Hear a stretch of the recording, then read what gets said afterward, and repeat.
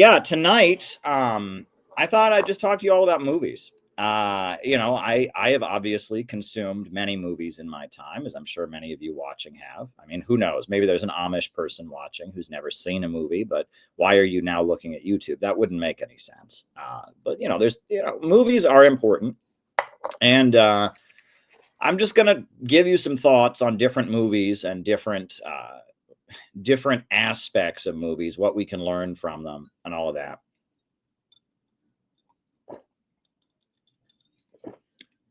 I wanted to start out with I was a kid in the 1990s, after the fall of the Soviet Union, before 9/11.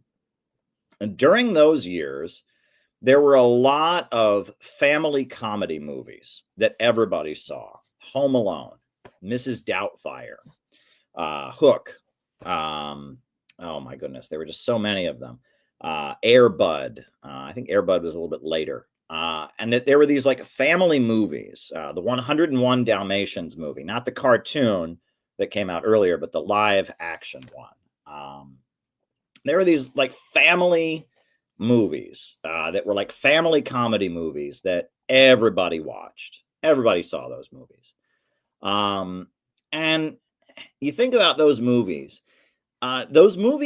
had particular themes that, for example, they tended to be about very rich people, suburban rich white people, right? The movie Home Alone, for example, that house is huge, the house they live in. And the whole premise of the film is that this whole huge family with so many kids and aunts and uncles, they're all flying to Paris for the holidays. The whole big family is flying to France to spend the holiday in France, and they leave the kid behind. It's about very, very, very wealthy people. But it doesn't seem to really acknowledge that. It's just kind of like that's how you should be.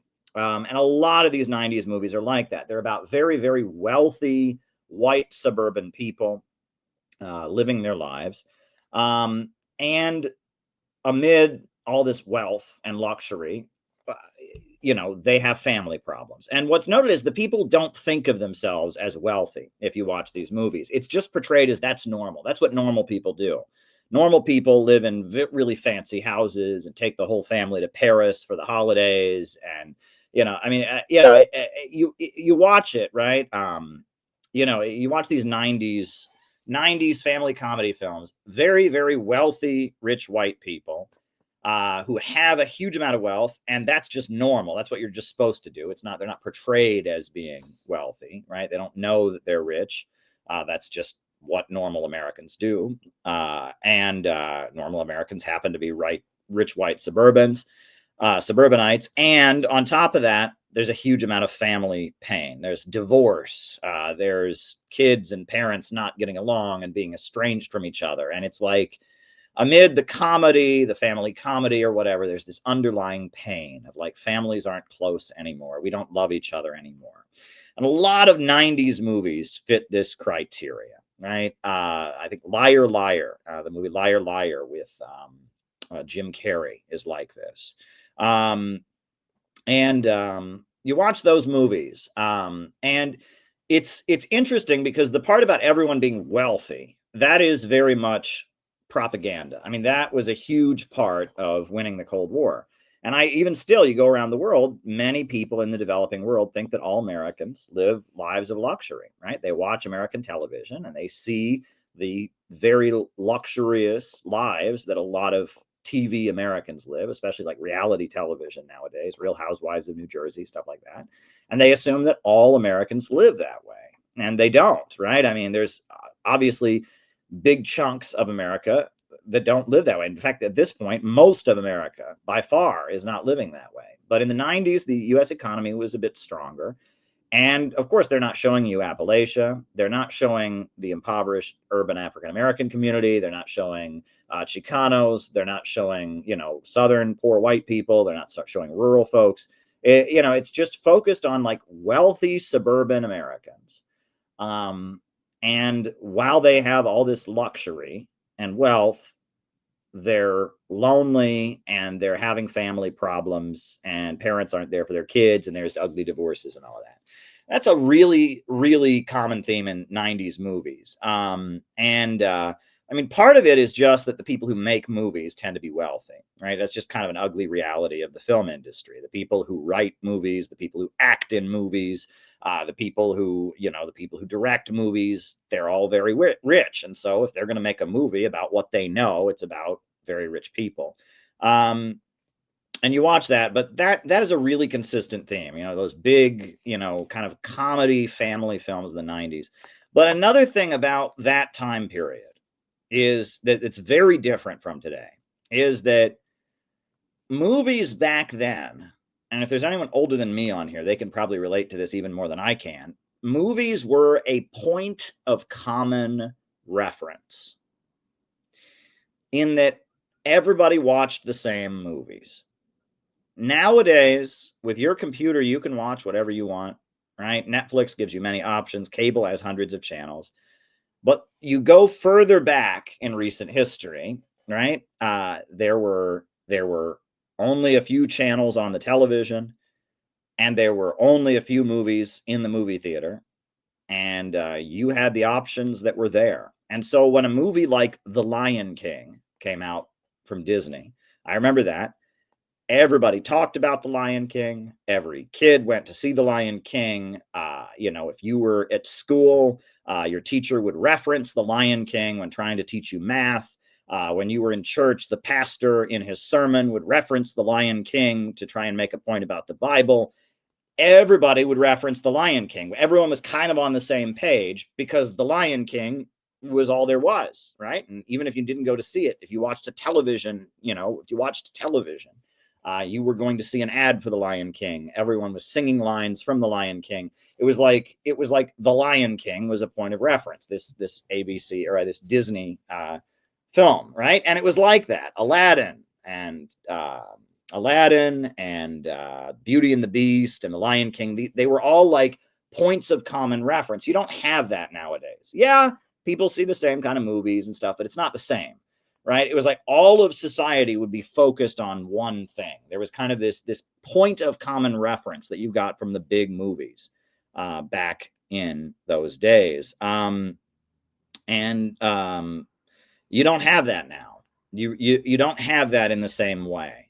And that there were certain movies that everyone saw. I will say that at one point in my life, I was a senior in high school, and I had a job. I worked in a bookstore. I worked in a bookstore on weeknights, and I had my Sundays free.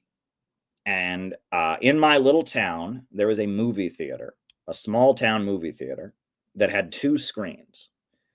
And every Sunday, I would go to the movies in my little town.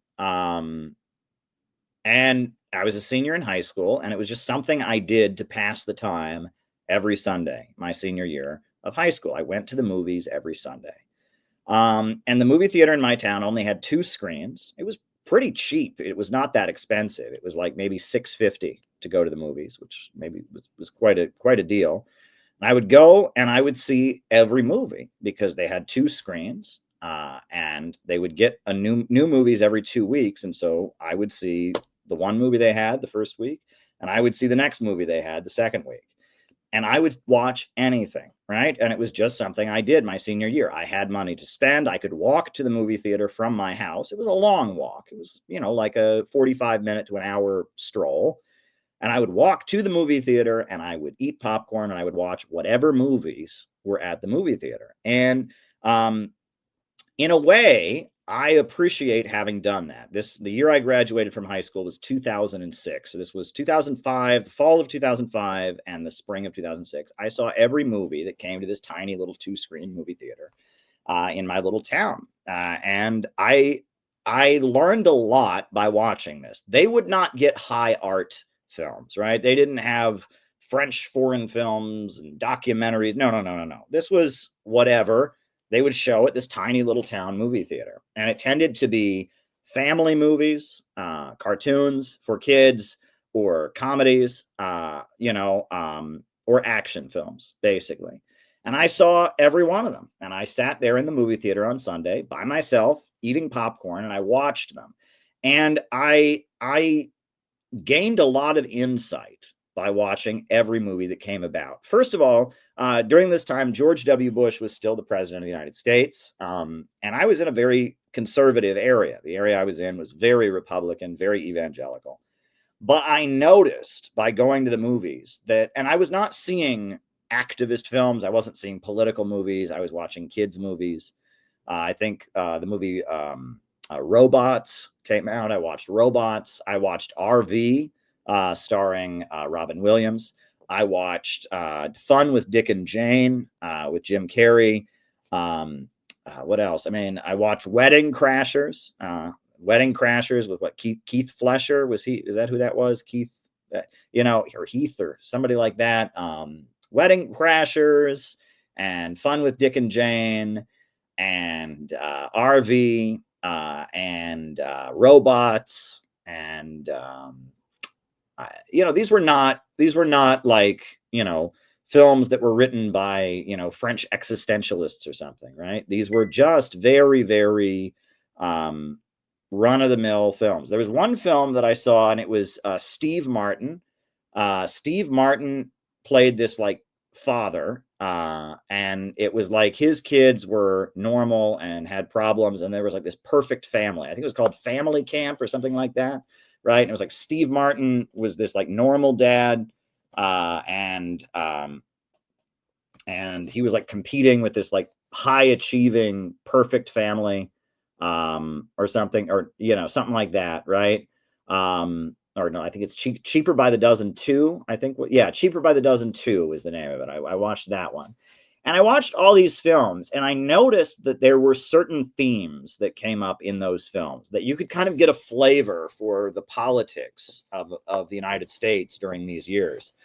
For example, I noticed that there was kind of a vague anti-corporate populism in a lot of these films. In RV, right?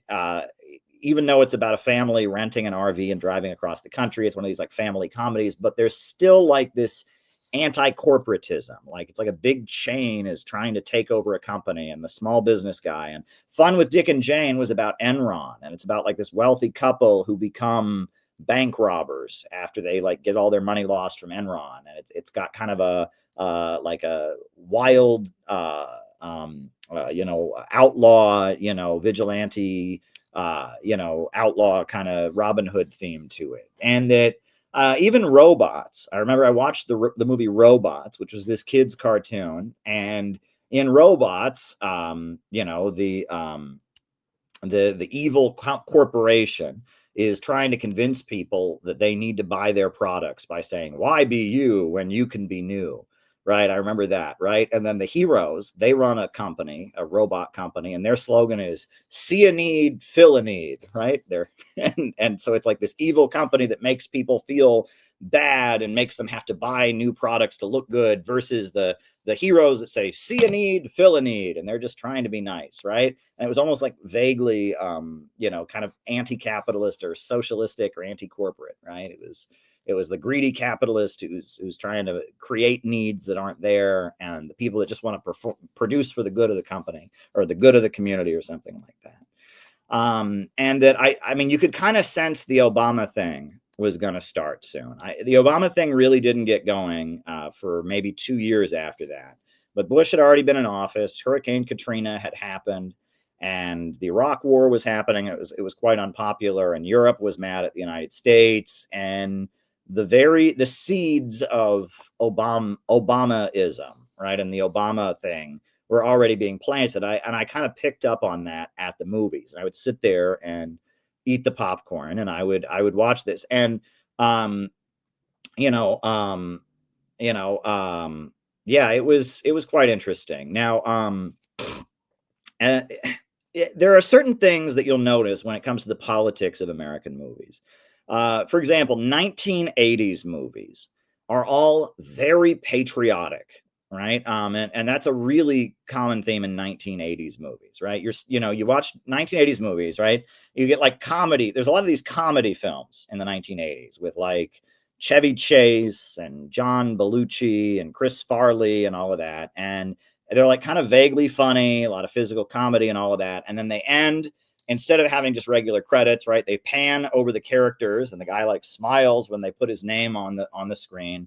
And the military are like the heroes, right? And the military is good, and the Soviet communists are bad. And it's kind of like this kind of like go military, go frat boy fraternity, physical comedy, drink beer and get lots of girls, right? You think about Animal House, you think about Stripes, and they're positive movies. They're not pessimistic, but they're also like oddly militaristic, oddly patriotic, and the comedy has a serious underlying patriotic join the military message. Spies Like Us, that was a movie that came out during that period.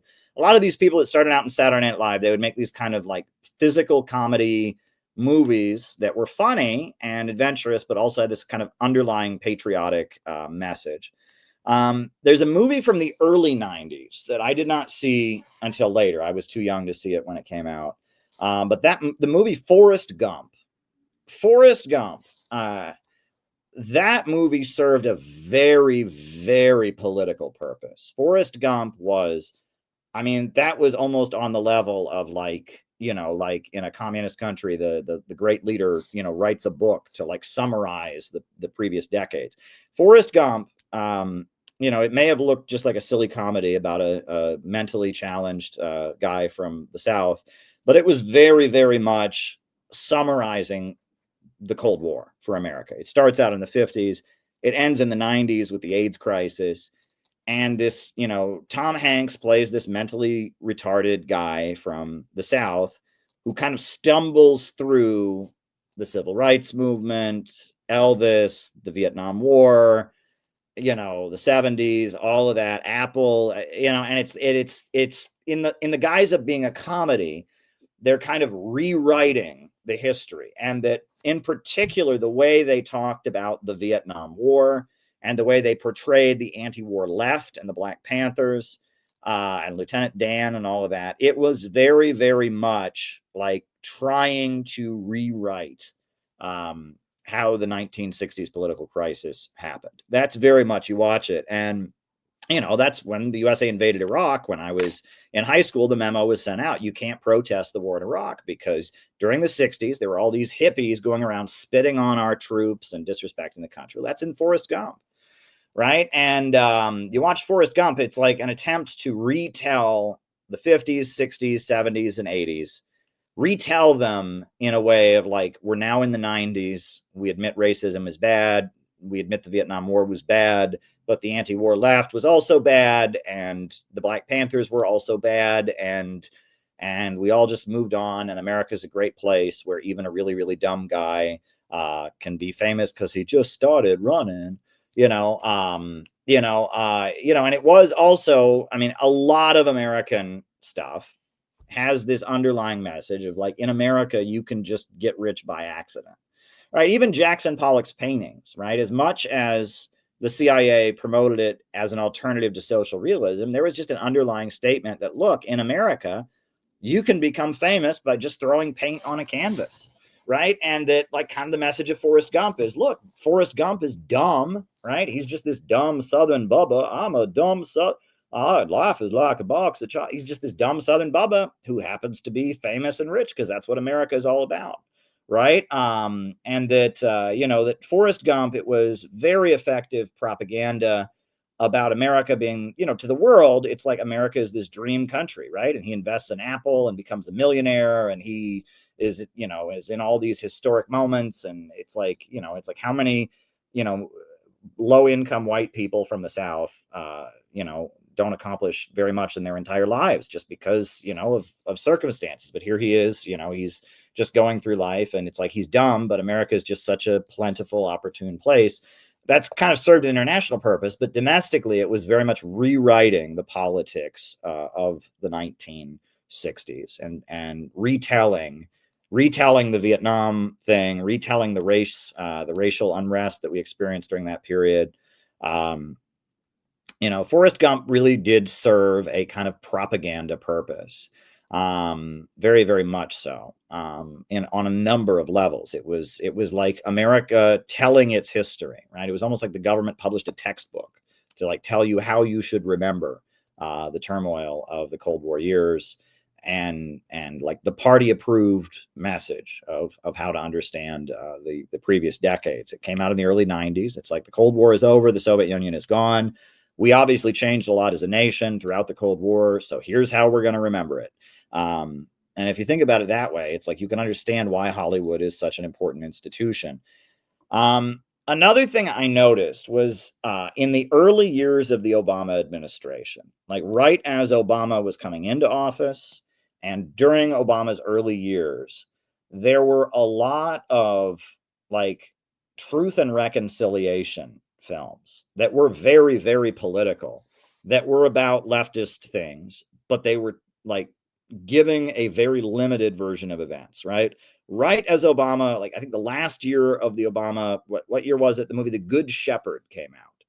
It's a Matt Damon movie, and The Good Shepherd is about it's about the CIA, and it's about the Order of Skull and Bones. It's about Project MK Ultra. It's about all these evil things that the CIA did throughout the Cold War, and it's from the perspective of like this kid who goes to Harvard, and he's like his dad, he lost his father, and he doesn't know what happened to his father, and he ends up getting recruited into the CIA, and they do a whole bunch of evil things. Basically, he's an evil CIA guy, and it shows you, and it's very much an anti-US government film, so to speak, but it's like the problem isn't the American government. The problem is just corruption, right? Among the old Ivy League elite or among the Pentagon or something. And you watch it, and it's like the film is very much, and it was things that people in America didn't used to acknowledge, like Project MK Ultra, where the CIA was giving out drugs, like like the coups in Latin America, the torture that went on, and it was like a weird, like, we're going to acknowledge that the U.S. government did these things, but we're going to tell the story on our terms. And like the movie Hoover, right? Leonardo DiCaprio made a movie called about the life of J. Edgar Hoover, FBI director.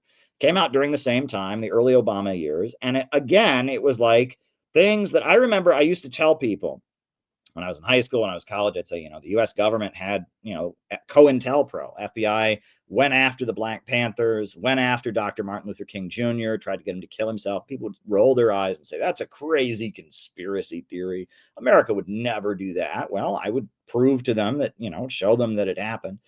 Well, now people know that stuff happened, but it's like they learned about it from a Leonardo DiCaprio movie, and they learned, well, that happened because J. Edgar Hoover had issues with his mother and was closeted gay, and and it's like we learned about all the bad things that America did during the Cold War, but we learned about them on our own terms, kind of on the terms of the American government, right? And that was quite interesting. It was like during the Bush years, they didn't acknowledge that kind of thing. If you brought that kind of thing up, people rolled their eyes, right? Forrest Gump certainly didn't acknowledge anything like that. But then during the early Obama years, there was kind of this weird, like, well, we're going to acknowledge some of the skeletons in America's closet, and Hollywood is going to tell you about them in a movie so that we can frame it as not something that would lead you to be an anti-imperialist. We're just going to kind of, it's that whole thing about like, if you cheat on your spouse, is it better that they find out about it later? Or is it better that you tell them first, right? And so it's like we learn about it from them, and they frame it in their own way. It's kind of what those movies were. The early Obama administration had a lot of very political movies that came out that were about kind of bad things the American government has done. And it was kind of almost inoculating the US public against hearing about them and drawing different conclusions from them. The other thing about the Obama years was the Obama years really started the beginning of the Marvel superhero movie, right? The superhero movies. And I think it was that during the Obama administration, around that time, someone said that the average, the typical movie theater attendee was a 14-year-old male. And that because of that, they started really just churning out superhero Marvel Avengers movies, Spider-Man after Spider-Man after Spider-Man.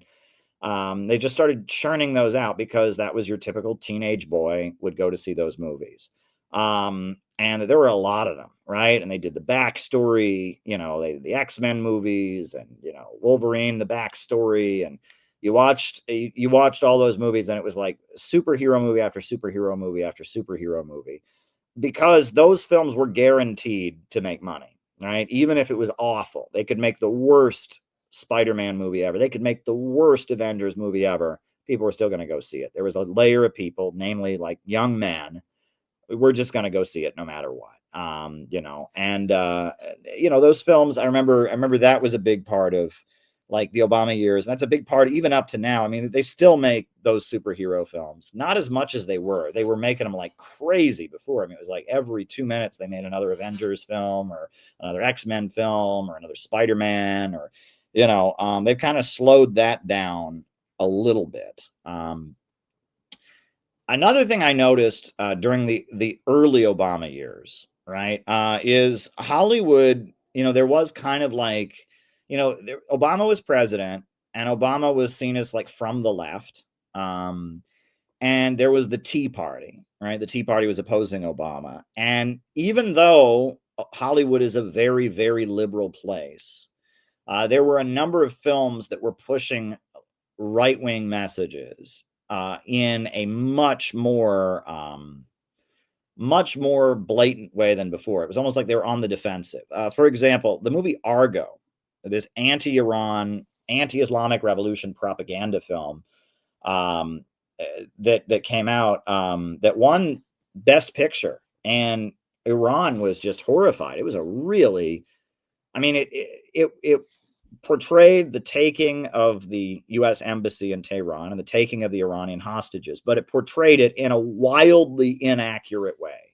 For example, it depicted mock executions, which didn't happen, right? The people, the hostages in the embassy, they had their own cook. They just did what they were not mock executed. They didn't put blindfolds on them and take them before firing squads to like make them think they were going to die and traumatize them. That didn't happen, right? And that I mean, the Iran hostage crisis was portrayed in this really over the top way to portray the Iranian people as just these evil, murderous, hateful people. I mean, it was just a really, really hateful Zionist propaganda film. It won Best Picture. And that shows how much power Hollywood, how much power Zionism has in Hollywood.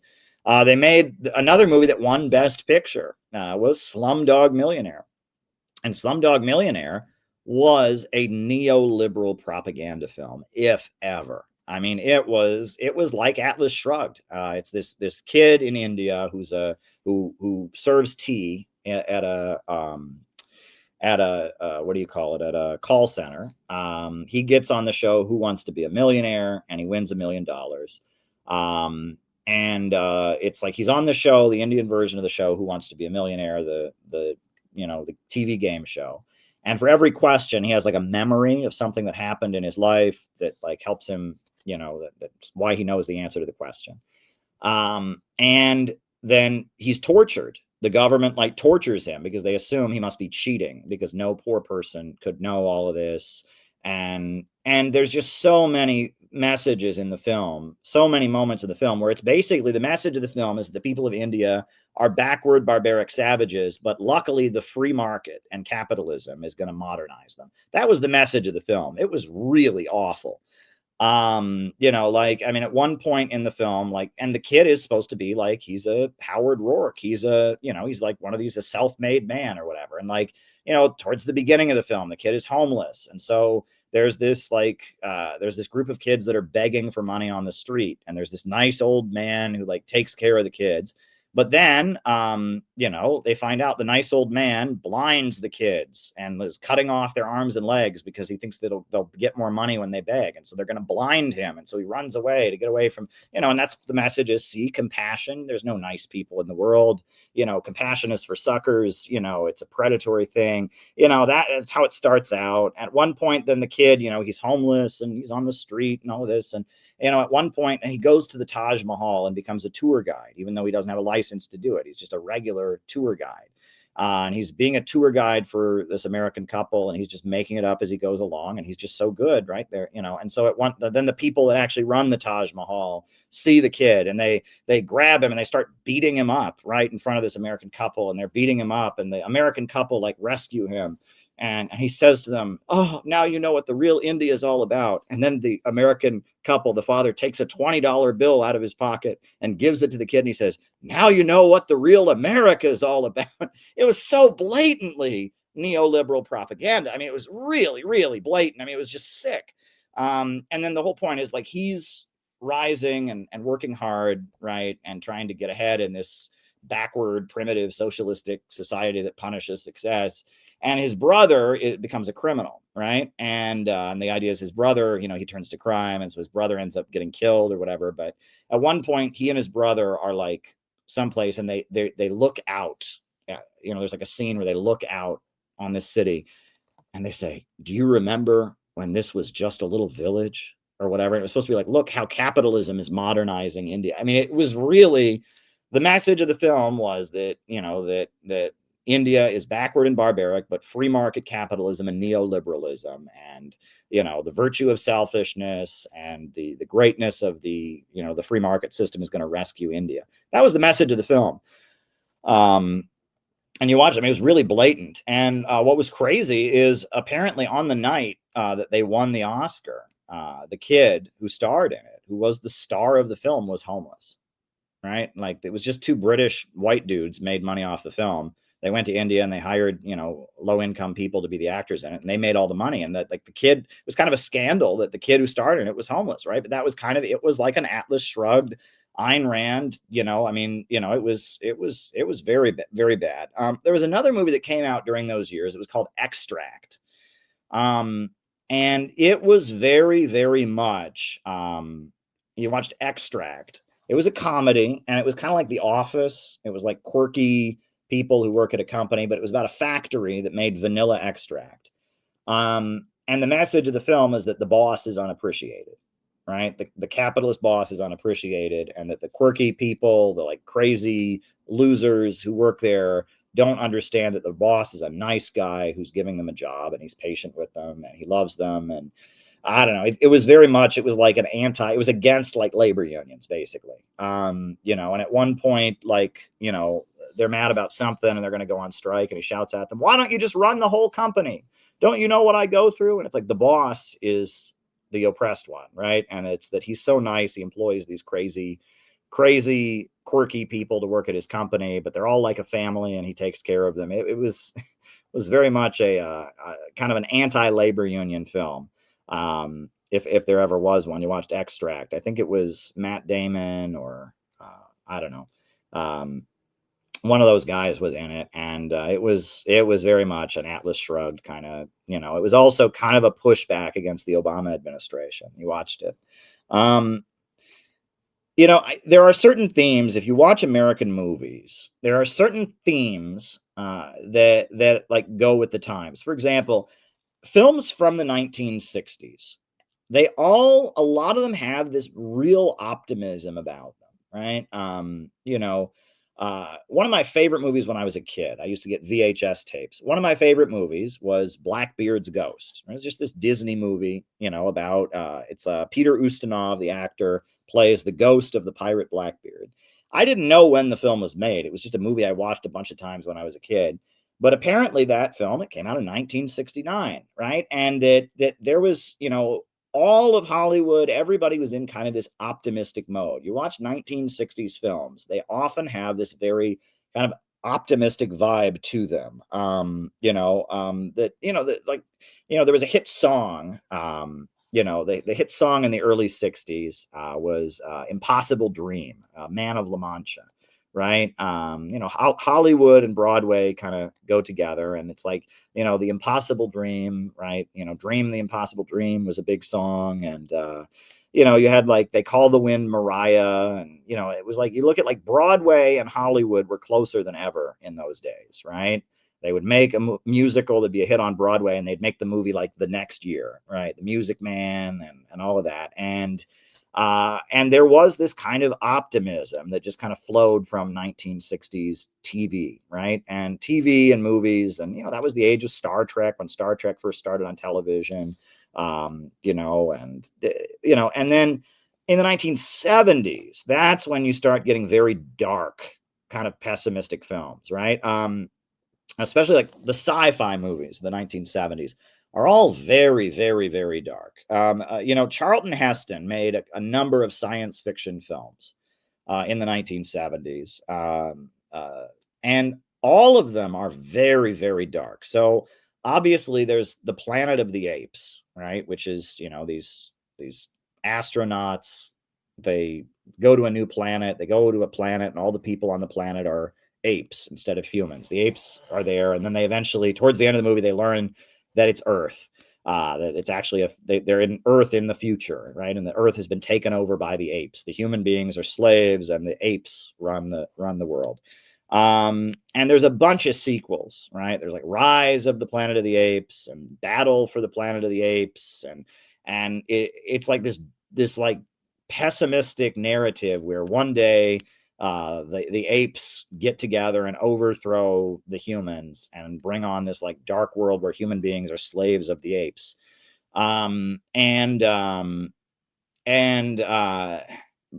If you watch like one of the Planet of the Apes sequels, I can't remember the one. It's like the one that's portraying the revolution where the apes take over and overthrow the humans. There's one ape who's like the talking ape, who is supposed to be a communist, right? He's supposed to be like the prophet, the Marxist revolutionary of the apes, who's like inspiring the apes to rise up against the humans or something. And it's kind of amusing because it was the 1970s, and obviously global communism was a thing, and he's like the prophet of the apes, right? The other thing is there's another movie that came out in the late 70s that's very dark, very, very dark. It's called Soylent Green, and it is a dystopian, kind of vaguely anti-capitalist, but very Malthusian film called Soylent Green. And it's about like this futuristic world where the human race has overpopulated so much and there's not enough food to go around, and all these people are going out and rioting because they want food, and so they just kill them. They have the scoops and they like scoop them up and like kill them when they go out and riot. And it turns out this food that everyone's eating, Soylent Green, is actually made out of people. It's like they're eating people, right? That's the end of the movie. It's like Soylent Green is people, right? And it's a very, and it's like the planet is heated up because of global warming, and there's too many people. And then the other thing is that like certain people, like the rich people, have names, and then the poor people are named after objects. Like if you have a librarian is called a book, right? And if you have like a maid who cleans your house, she's called furniture. Right. And it's like, I don't know, it's like some kind of weird, like quasi Marxist and Malthusian dystopia of, overpopulated world where human beings are eating each other. And I don't know, it's very weird. That's Charlton Heston, right? Soylent Green. And then there's a film from the early 70s, another dark sci-fi film. And it's called The Omega Man. And it's interesting because it's based on a novel, which I read, called I Am Legend. And the novel, it's a 1950s sci-fi novel. And they have made it into a movie a bunch of different times. Like the latest one I have not seen was with Will Smith. But there's a version called The Last Man on Earth with Vincent Price. And there's a bunch of them. But The Omega Man with Charlton Heston is the most political, I would say, right? I mean, the premise of the story is there's been a nuclear war. So most of humanity is dead. But the nuclear war has turned all the humans that are still alive into vampires. And they're vampires, and they can only come out at night. They're sensitive to light, and they drink blood or whatever. And there's one human on the planet still, right? And his name is Neville, and he's this like angry old man. He's the last man on Earth. That's what the book, the novel is about. In the Omega Man, which is the Charlton Heston version of it, that came out in the early 70s, it's really political. For example, every day, Neville, the man is played by Charlton Heston, and he's this conservative guy who's got guns and doesn't like hippies. And every day he goes to the movies, and the movie that they have there from when the nuclear war happened is Woodstock. And he goes and he watches Woodstock, the hippie movie, and he seethes as he watches Woodstock. Those damn hippies. I hate them. Right. And so then in the Omega Man, what happens is he's the last man on Earth. He's lonely. Every night he has to like lock himself up so the vampires can't come get him. Right. And, but he sees another person, a black woman. And the black woman like lures him out. And that's how they eventually catch him and kill him. And it's almost like this weird, like far right analogy. Obvious. Oh, and the other thing is the vampires in the Omega Man and the Charlton Heston version. They're not just vampires. They're a religion, right? And they have a prophet named Matthias, and they don't believe in technology. They believe science is what caused the nuclear war. And so they're against technology. And if they see anyone having technology, they like destroy it. And they're this mob of like anti-technology people that follow the prophet Matthias, right? They're supposed to be hippies, right? And Charlton Heston is supposed to represent middle America. And it's like these hippies that just want to destroy everything and tear everything down. And he stands for middle America. But then he falls in love with this black woman. And that's how they get him, right? And it's like actually a racist analogy. It's like by, sympathizing with black people, that's how like white America is going to commit suicide or something. It's a very, very far right analogy, right? It's clearly anti-New Left. I mean, the vampires are the hippies. And the fact that it's like his sympathy for this beautiful black woman who actually, like, she is a vampire. She just has this quirk where she can go out during the day. That's how they get him. I mean, it's really dark. The Omega Man, and a lot of those movies. Now, a weird thing, I'll just passingly mention this, is that in the late 70s, that's when you had the rise of Sylvester Stallone. And Sylvester Stallone made the movie Rocky, which Rocky was, you watch Rocky, it's a very well-made film. It's, an underdog story about a boxer, and it was a fairly low-budget film that Sylvester Stallone made, and it became a big hit. It's a well-made film. It's an exciting film. He doesn't win, but he, like, proves himself, right? The fight is, like, his big break, right? He's going to fight Apollo Creed, who's this famous boxer, and he's this kind of unheard-of boxer, this working-class guy from Philadelphia who works in a meat locker. He's a meat packing worker, and he's working class, and his life is kind of miserable. He's lonely or whatever, but boxing is his passion. And then he gets the chance to fight Apollo Creed, and he doesn't win the fight, but it's like it makes his career. And there's this girl next door who's like this like lonely woman who he's kind of in love with, but she has a crazy brother. And it's a well-made film. It's clever. I believe Sylvester Stallone wrote it, and it was a hit. It was a hit. It was, it was a film that really made a difference. And so after that, Sylvester Stallone, I think, had a little bit of a leftist background. So he made a film called Fist. After he made Rocky, he made this movie called Fist, which was about the Teamsters Union. It's a labor film. It's kind of a leftist Marxist film about truck drivers unions, right? And it's FIST stands for Federation of Interstate Truckers. And it's supposed to be about Jimmy Hoffa and the Teamsters Union, right? And, Sylvester Stallone plays a working class guy in Cleveland, who is a truck driver, and he's tired of seeing the truck drivers get kicked around. And, what is our name? Our name is Fist. It ain't just a bunch of letters like any other union. It's Fist, right? And it's like these tough truck drivers who are like fighting for their lives or whatever. It's like a leftist, pro-labor kind of film. But then it shows like he gets corrupt after the union gets so big. He's, super wealthy. And like at one point, like they walk in and they say, there's people at the shop downtown. They don't want to join the union. They like their boss. He's like, they're getting a union, whether they like it or not. It's like supposed to be like he's Jimmy Hoffa, like he's corrupt. That's the second half of the film. But, it's kind of a leftist movie. And that was one thing you did see in the late 70s, like the late 70s. There was kind of a weird thing where I think it was related to the Carter administration. It was related to Euro communism and how they were like pulling the communist parties of Europe away from the Soviet Union. And you had the movie Reds starring Warren Beatty.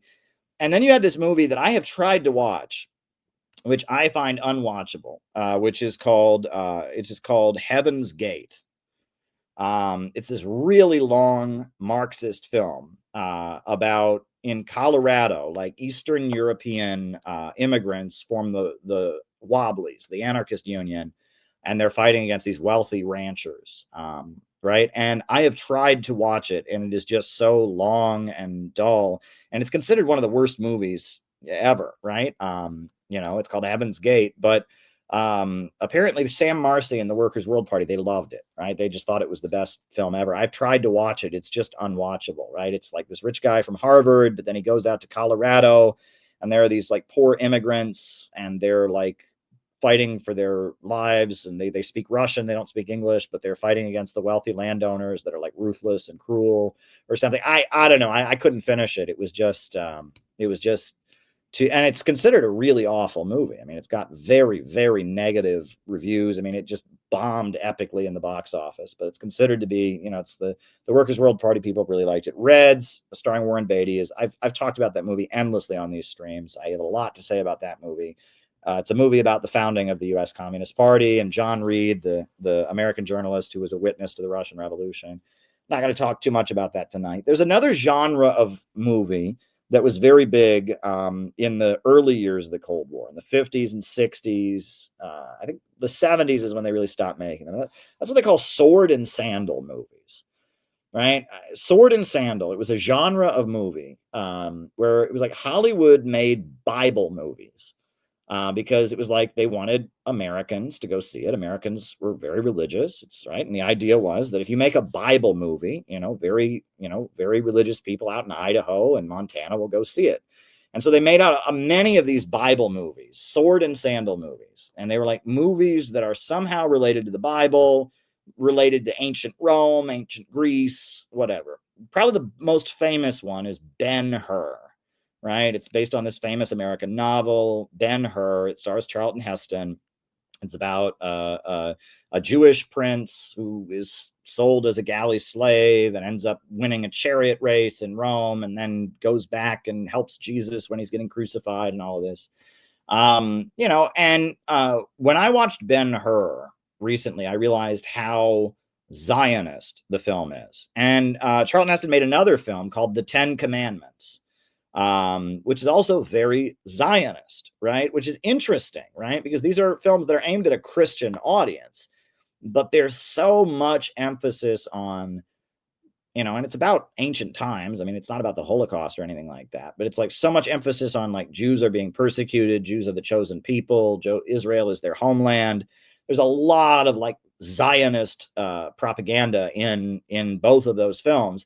To the point that, like in Ben-Hur, the Romans do their salute, which is, in most of those movies, we all know how the Romans saluted, right? You don't, obviously that the Roman salute became, something you don't do because of obviously somebody during World War II started using it. But in Ben-Hur, the Romans are always doing that. And they keep emphasizing Jews as the chosen people. Jews are persecuted, Jews are oppressed, and the Romans are always Roman saluting each other.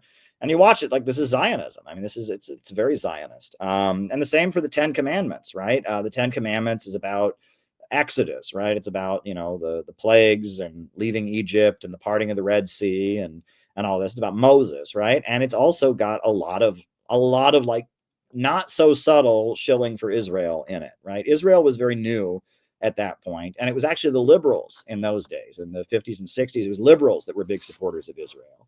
It was conservatives that were skeptics of it back then.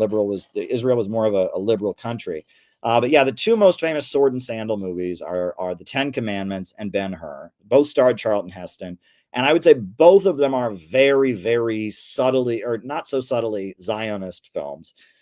There's another Bible movie from that time period. It's called The Robe. And you watch The Robe, it's Robin Hood. They basically just wanted to make a Robin Hood like sword fighting action movie, but they wanted middle America to watch it, so they made it about the Bible. But it's Robin Hood, right? I think Robin Hood came out in the 1930s. It's considered a classic Hollywood film. And then they made Zorro, all right, the Mark of Zorro, starring Tyrone Power, which is Robin Hood set in California during the Spanish colonial period. And Robin Hood is El Zorro, who wears his mask.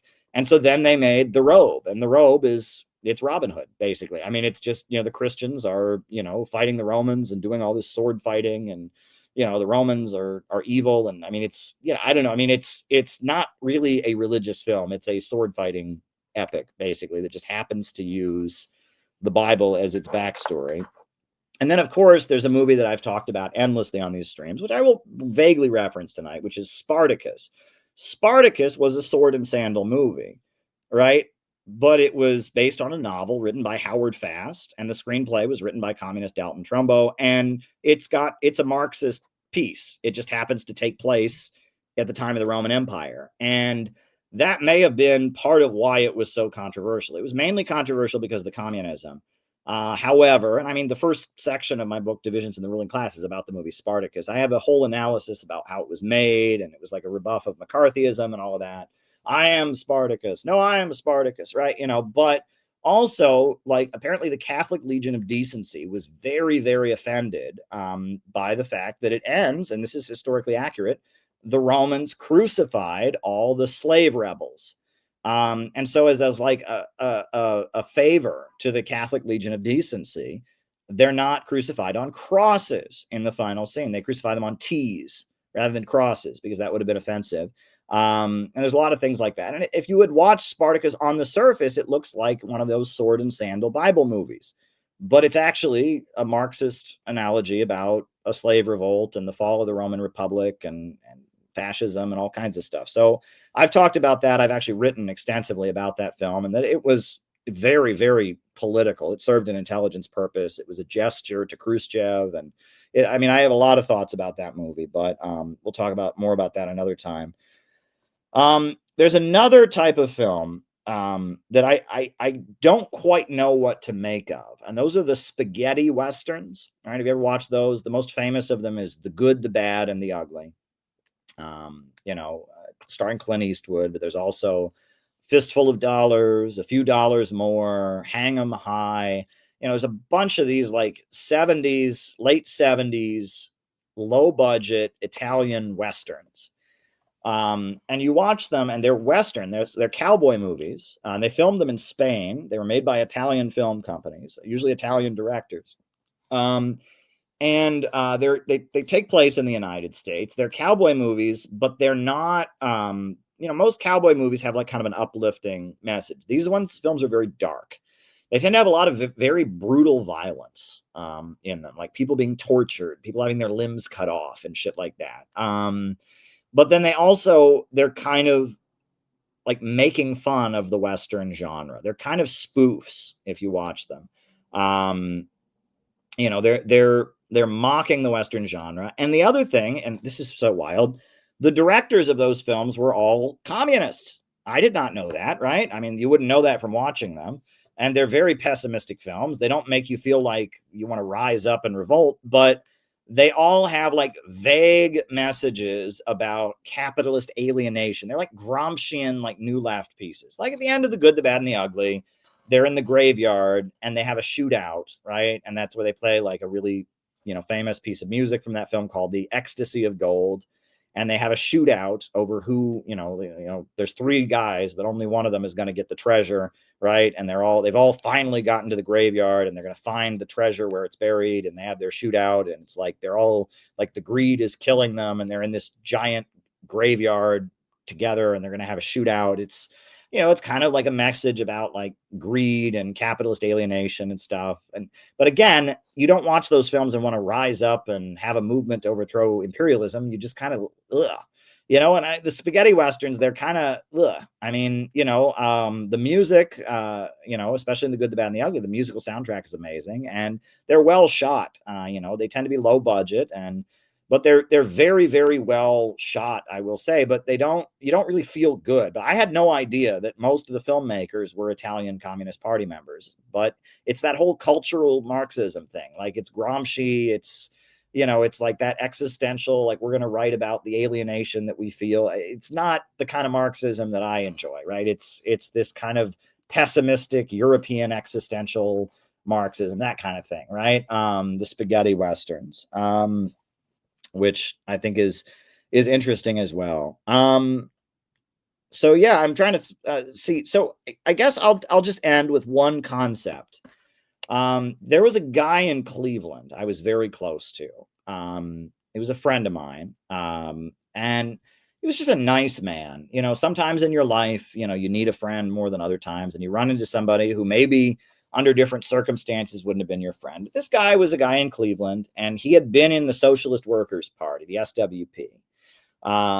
And you know, and the SWP, you know, in the 80s, they became very, very rigid. You had to work in certain industries. You had to be a garment worker or a meat packer or a coal miner, right? You had to have certain jobs, and it was very demanding. Like it was, you know, very much a Leninist the whole of your lives. And he'd been in the SWP. And then, you know, he had gotten, I think he had a wife who had a child from a previous marriage, and he just couldn't, he was working in a garment factory, and they weren't paying him enough. He had to support the child. And so he had to get a different job. And so he had to leave the SWP, but he really believed in communism. And whenever I would hang out with this guy was very smart. He taught me a lot. You know, one thing he would talk about is when he was in the SWP, they would go to the movies together, the SWP branch. They all worked in the same garment factory, and they would go to the movies every Sunday.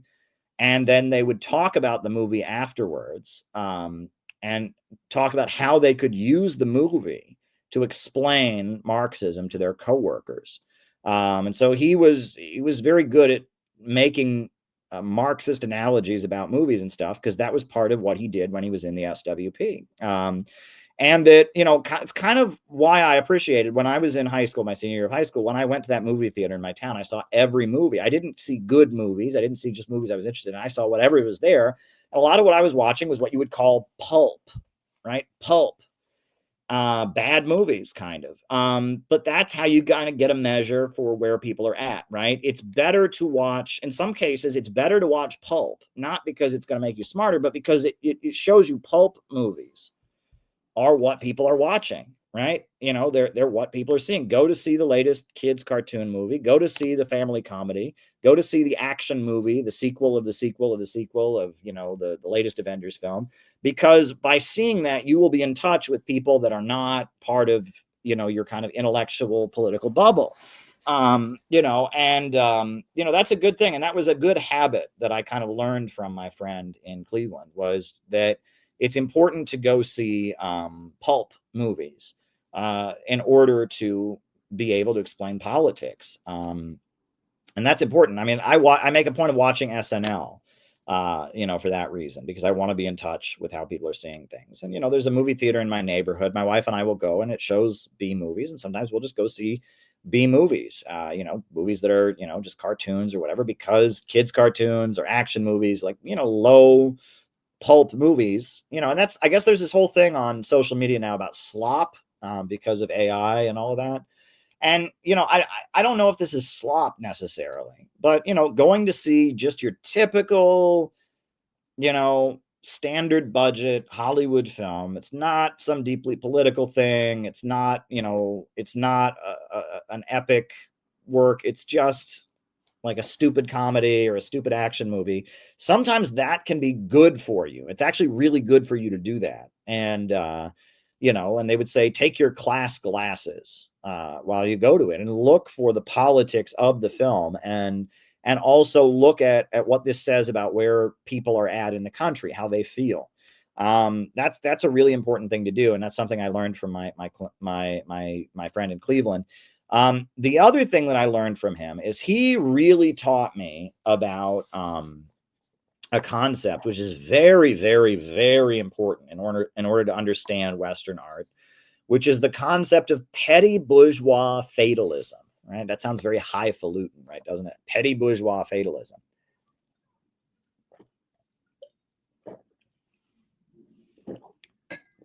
But I remember talking about Hunger Games with him, and he said, this is petty bourgeois fatalism.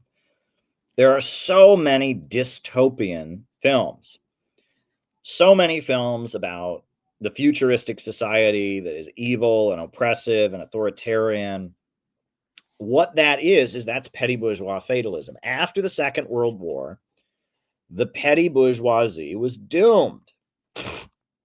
It was doomed because communism and fascism represented the suppression of the petty bourgeoisie. Fascism represented the consolidation of the power of the big monopolies, and communism represented the victory of the working class. And the small business owner, the petty bourgeois, was fucked. And that coming out of World War II, you had George Orwell, 1984, Animal Farm. You also had Anthem by Ayn Rand. Just prior to the Second World War, you had Brave New World. And that there was so much dystopianism in science fiction and in literature because the petty bourgeois was looking to the future with horror. And it's like anti-populist dystopianism is a really big theme, and it's the petty bourgeoisie is the class with no future, right? The petty bourgeoisie, it clings to its own independence and its own individuality, but it's facing the threat of workers' revolution, and it's facing the threat of big capital and monopoly, putting it out of business. And that a lot of American art and literature and Western literature in the post-World War II years represents the pessimism of the petty bourgeoisie.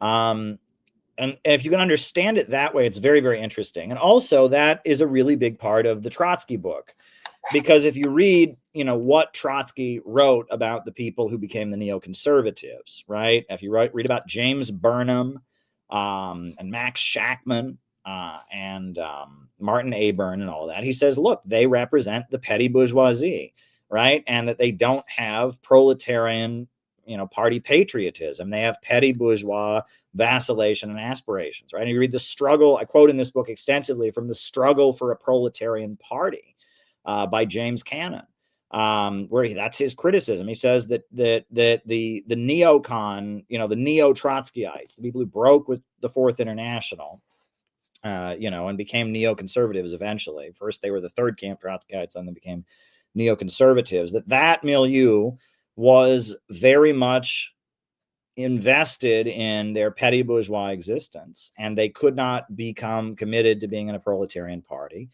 And they were threatened by both the Soviet Union and the Western capitalist system. They both saw them as a threat to their individualism. And that a lot of the philosophical irrationalism of Nietzsche and Leo Strauss, kind of, and Irving Kristol, and a lot of that anti-populism that comes out of neoconservatism, that is the basis of the neoconservative thought, is petty bourgeois fatalism. This idea that the people are the enemy, the people are naturally totalitarian, and there's no hope, right? And George Orwell's 1984, it makes this point about a boot stomping on the human face, right? That's a really, really big theme. And that petty bourgeois fatalism, and it was this guy in Cleveland, the guy who had been in the SWP, and they had endless classes about the split in the SWP and Trotsky's fight with the Shachtmanites. And they'd emphasized petty bourgeois fatalism as the kind of the anti-party sentiments of the petty bourgeoisie. And I think that was a very profound point as well. So yeah, I guess I just thought for my opening remarks tonight, I would just talk for an hour about movies. We talked about 90s movies. We talked about all kinds of different things. We talked about spaghetti westerns and 80s comedies and all kinds of stuff. We talked about Sylvester Stallone. We talked about spaghetti westerns. We talked about sword and sandal movies. We talked about dark sci-fi movies. We talked about we talked about Obama era movies, superhero movies, Forrest Gump, 80s comedies. We talked about a lot of different stuff. So I hope you all enjoyed this.